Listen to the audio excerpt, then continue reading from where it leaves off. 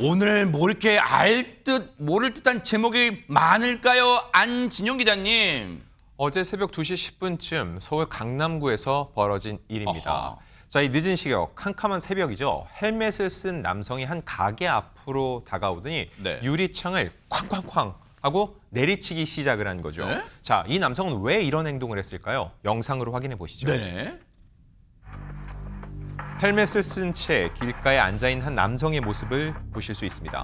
무슨 고민이라도 있는 걸까요? 그러니까요. 저렇게 머리를 감싸며 깊은 고민을 하는가 싶더니 인근 건물로 향하는 모습입니다. 네. 자, 잠시 후 한 가게 앞에 나타난 남성, 지금 보시는 것처럼 유리벽을 향해 무언가를 던지고 유리에 금이 가자 망치로 부숩니다. 어머머머. 그리고는 저렇게 유리벽을 통째로 뜯어낸 후 가게 안으로 들어가는데요. 그 후에는 진열된 상자들을 들고 황급히 달아나는 모습입니다. 어머나 세상에, 눈 깜짝할 새에 지금 절도를 한 거예요. 훔친 거예요. 근데 김묘성 기자님, 그러면 저 인간이 아까 길가에 헬멧 쓰고 막 고뇌하듯이 한 거는 그 뭘 고심한 거예요?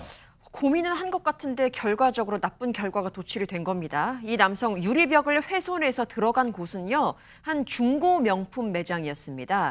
진열대 위에 진열되어 있는 그 상자 뚜껑을 하나씩 이렇게 닫고는 전부 그대로 들고 달아난 버린 건데요. 이 남성이 훔쳐서 달아난 것은 명품 시계입니다. 어허. 근데 명품 시계 중에서도 가장 고가의 제품들을 싹 쓸어서 간 거예요. 네. 피해 금액이 무려 1억 5천만 원 수준인 것으로 전해지고 있습니다. 어머나.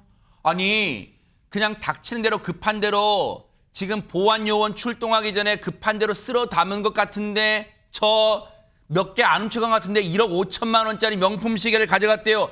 점주분은 얼마나 억장이 무너지고 분통 터지고 황당할까요? 얘기 들어보시고 이어가 보도록 하겠습니다.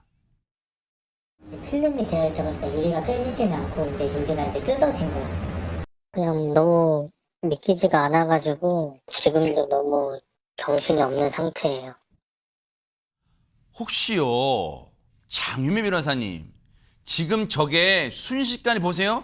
그 가게에는 물건이 값이 나가는 게 있을 수도 있고 상대적으로 덜 나가는 게 있을 수도 있는데 그냥 무조건 쓸어 담은 것 같은데 1억 5천만 원이에요? 혹시 사전 답사했을 가능성도 있습니까? 범행 전에? 저는 매우 높다고 봅니다. 일단 본인이 처음 가는 곳을 이 범행의 대상으로 삼기는 상당히 위험이 따르기 때문에, 그리고 앉아서도 상당히 고민을 하잖아요. 그러면 당연히 사전 답습을 여러 번 해봤을 겁니다. 또 해당 이 절도의 대상이 된 곳은 중고지만 상당히 고가의 물품들이 많은 중고 명품 샵 아니었겠습니까? 그렇다면 가장 효율적인 이 범인의 입장에서는 그런 장소를 물색할 수밖에 없어 보이고, 이 주인, 이 점주 입장에서는 말 그대로 믿기지가 않겠죠. 완전히 그냥 통유리가 다 산산이 부서진 채로 이 아침에 이 상황을 맞닥뜨렸을 세상에. 테니까요.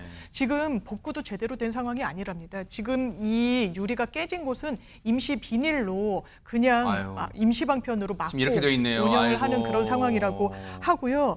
그런데 범행까지 걸린 시간은 불과 20초였기 때문에 더 사전 답사를 했을 가능성이 높아 보이는 그런 부분이고요. 세상에. 특히나 이 고가 물품들 한꺼번에 쓸어갔다고는 하지만 뭐 가방이나 의류보다 훨씬 비싼 게 시계류 아니겠습니까? 시계류를 훔친 뒤에 곧바로 더더군다나 CCTV가 없는 계단으로 도주한 것으로 봐서는 상당히 치밀한 계획이 그러네요. 있었던 것으로 보입니다.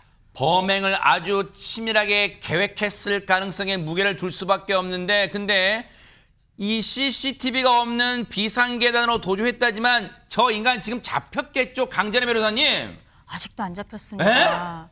어제 새벽 2시경에 있었던 일이니까 우리가 지금 방송할 때까지 40시간 정도가 지났거든요. 근데 아직까지 경찰이 이 용의자를 찾지 못했는데요.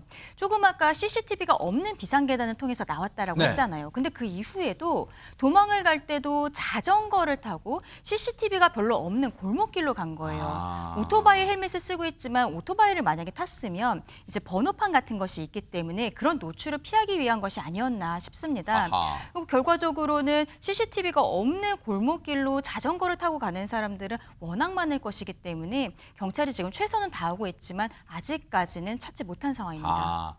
하지만 대한민국 경찰은 어떤 경찰입니까? 뛰는 놈 위에 나는 놈 있다. 뛰는 도둑놈 위에 나는 경찰이 있어요.